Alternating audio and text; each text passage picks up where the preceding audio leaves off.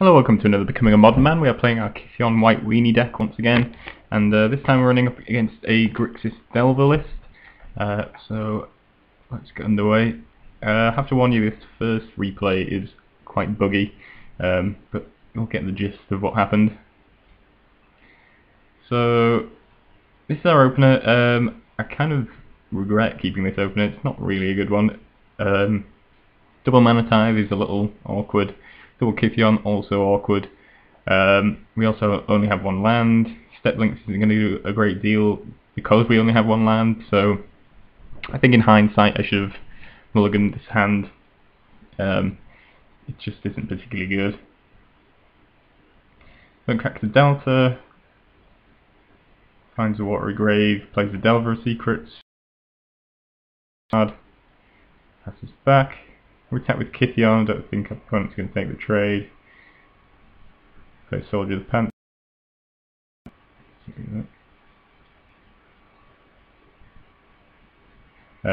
And the Step Links. Punt Fault Bolts, which is how he breaks the replay. The Step Links and the Soldier of the Pantheon, but apparently just does 10 damage to the Soldier of the Pantheon. Split damage cards seem to be an issue on replays. I've experienced it with Electrolytes, apparently the same applies for Fault Bolt, annoyingly. So this Step Links isn't here, but you're kind of getting the impression of how this game went. One attacks for 3, we attack with Kytheon. I apparently play nothing, which is true, I don't think. I assume I played the Woe Reaper there, and kept up Mana Tithe. 3, we attack with Kytheon, which then gets bolted. Apparently I do something, possibly double Mana Tithe, I guess, but no, it ends up in the graveyard. All very confusing, but the gist of it is our opponent basically kills us by attacking with multiple Delvers. I'm not entirely sure where this all comes to an end. It probably breaks down somewhere because the game has got very confused. I'm not sure these are the cards I drew either, to be honest. Maybe they were, but pretty sure I would have played some of them. Okay, so our opponent doesn't play a spell with the mana he just cast. Yeah, so it's lost to multiple Delvers, essentially. And our opponent just had quite a lot of removal. So let's go on to game 2. Fairly sure this one isn't bugged, so we've got that going for us. So this is our opener. Foreign Sunlance. We know the opponent's got Delvers. I think in game 1 we actually saw a young Pyromancer as well out of our opponent, so Sunlance seems like a good one. Obviously no good against Tasigur, etc. But yeah, dealing with young Pyromancer and Delver seems like a priority for us. So we've got Step Links here, which is good with these fetches. I suppose we have to crack 1 to cast it, but it's going to be good turn 1 play, and hopefully we can draw some more fetches to make that carry on being good. Kytheon obviously always good, Woe Reaper a decent one, and then we've got Figure, which can be really big in the long game. So yeah, fairly happy with this hand. So just correct the Marsh Flats and lead off with the Step Links. Couldn't just lead off with the Serum Vision, which is nice, means we're going to get through with the Step Links. And the Kitchen Probes, quite happy to see him probing, really, to be honest. Just means he's losing extra life, which means I have to deal less damage to him in the long run. So hit for 4, drop Kytheon and Woe Reaper. Then casts the Serum Visions, passes the turn.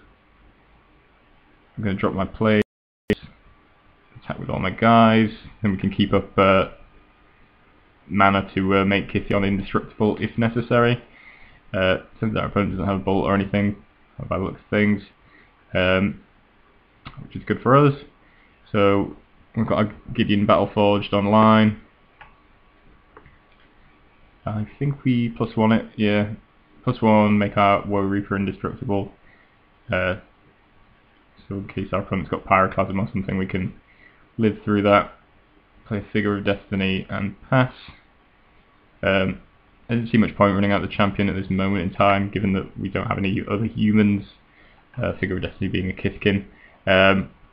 So we just decided to run out the figure, and we're going to probably boost that up. End the turn to a 2-2, and we can make it a 4-4 on the following turn.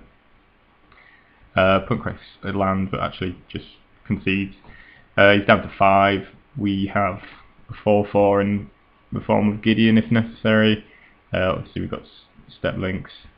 Mardu we're a Woe Reaper, easy for me to say. And Figure of Destiny, which is going to be a 4-4. So he clearly didn't have the required removal, and that was just going to finish him off. So managed to wrap that one up fairly quickly on the play. So on to the third and final game.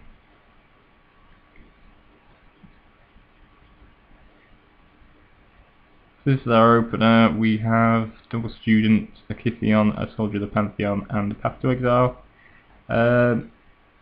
Yeah, seems pretty good.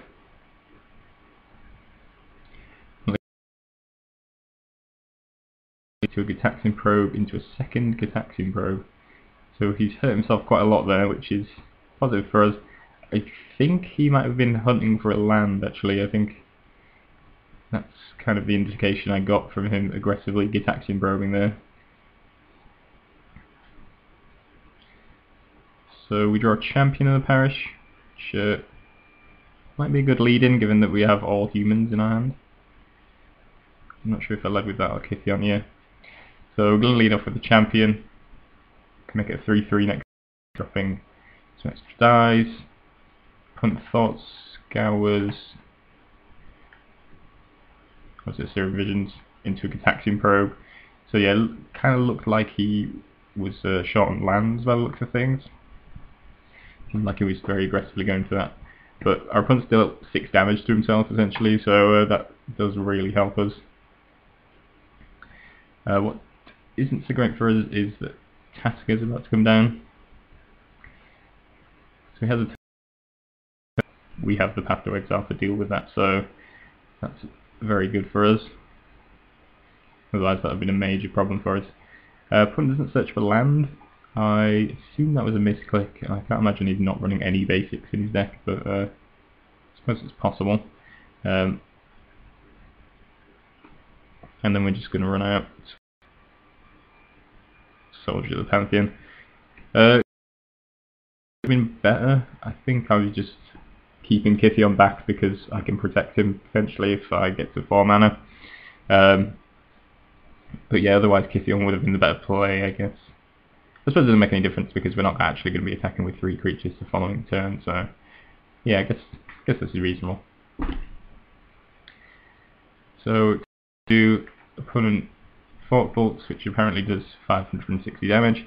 So yeah, Fork Bolt is still pretty broken. I guess. Oh yeah, so yeah, that is what happened here because the champion was a 2-2. So yeah, he kills champion exclusively with a Fork Bolt and then murderous cuts the Soldier of the Pantheon to leave our board empty. So gonna have to rebuild. I decided to run out the Student of Warfare and then just let up to being a 3-3 first striker to avoid things like Fork Bolt, etc. Actually, our opponent has to Terminate to deal with that. Here we draw Boros Elite. I think I run out the Boros Elite and the Student of Warfare. Now we've got 4 lands, we can next turn play Kytheon and then keep up mana to make it indestructible. So protect it. Opponent Thought Scours, second Tassigo, which isn't great for us. Draw Brave the Elements though, so it's potential we can just attack through that with using the Brave. Also our opponent's only on 7, so if we can max out the leveling on our Student of Warfare, then it's just going to be lethal to our opponent, so he's going to be forced to block it, and then it can trade with the Tassigo, which seems like a good position for us to be in. It also means we can get in with our other guys and then potentially flip Gideon, so Did some extra leveling this turn, keeping up Brave to protect our guys. So our opponent has Rough,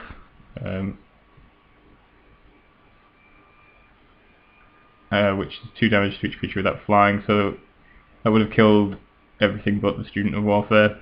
Fortunately, we had the Brave to protect from red, so we'll be able to keep all our guys there. Also, our opponent can attack there because we can block with our 3/3 First Striker. So I suppose that would have been the case either way. So we're going to level up now.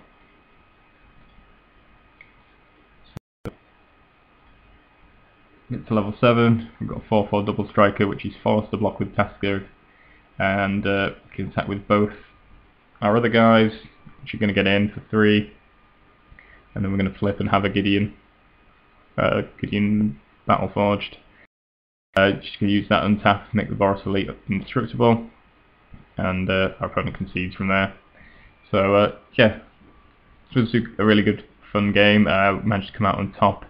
I was kind of worried about the Grixis matchup in general. They've got heavy removal. Fort Bolt is also very good. I don't know if that's particularly commonly played, but it is good. It does break replays though, so just bear that in mind. Yeah, I think our deck did surprisingly well against it. I think in general their heavy removal is probably quite annoying. Makes things like Boros Elite and flipping your Kytheon quite difficult, but then again we do have a high level of threats that we can run out fairly quickly, so we've got that on our side for sure. Also, their big creatures are pretty scary. Unanswered Tassigers, etc. are definitely going to be a problem, equally with Young Pyromancer or anything like that. But yeah, obviously was winnable, as I proved here, and possibly a difficult matchup, but one that we can win. Also always like flipping Kytheon when possible.